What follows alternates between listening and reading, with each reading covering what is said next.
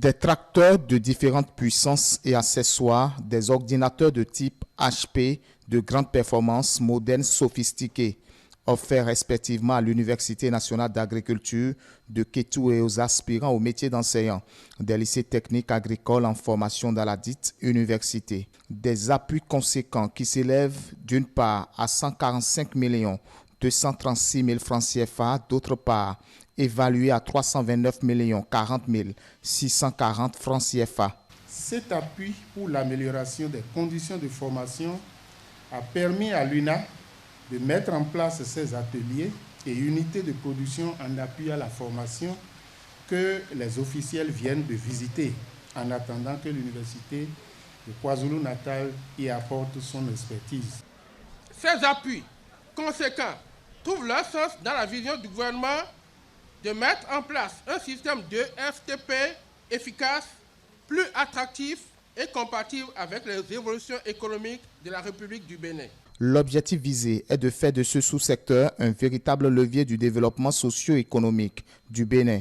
Occasion pour le porte-parole des récipiendaires d'exprimer ses sincères remerciements aux donateurs. C'est le moment pour nous de remercier l'ADET pour son management de la formation, son appui constant, d'exprimer notre reconnaissance à tous les enseignants de l'UNA qui interviennent dans notre formation pour leur sacrifice et leur ferme engagement à la réussite de cette formation. Nos remerciements vont également à l'endroit des enseignants sud-africains pour les enseignements qu'ils nous donnent et leur orientation afin d'aiguiser nos compétences pratiques dans nos différents domaines. L'agriculture de demain ne sera plus l'agriculture manuelle, a rappelé le ministre de l'Agriculture au cours de la cérémonie. C'est déjà dans le programme de campagne du candidat devenu président que l'idée de faire de l'enseignement technique un levier de développement a été déjà avancée.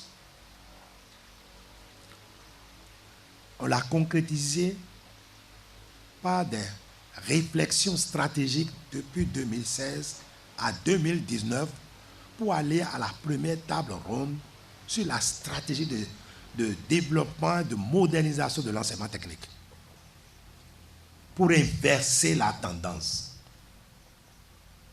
et ne pas former des gens qui parlent de quelque chose, mais des gens qui savent faire quelque chose. Présente aussi à la cérémonie la ministre de l'Enseignement supérieur et de la Recherche scientifique qui d'ailleurs a réaffirmé son engagement à accompagner l'Université nationale d'agriculture dans la formation des enseignants des lycées techniques en construction.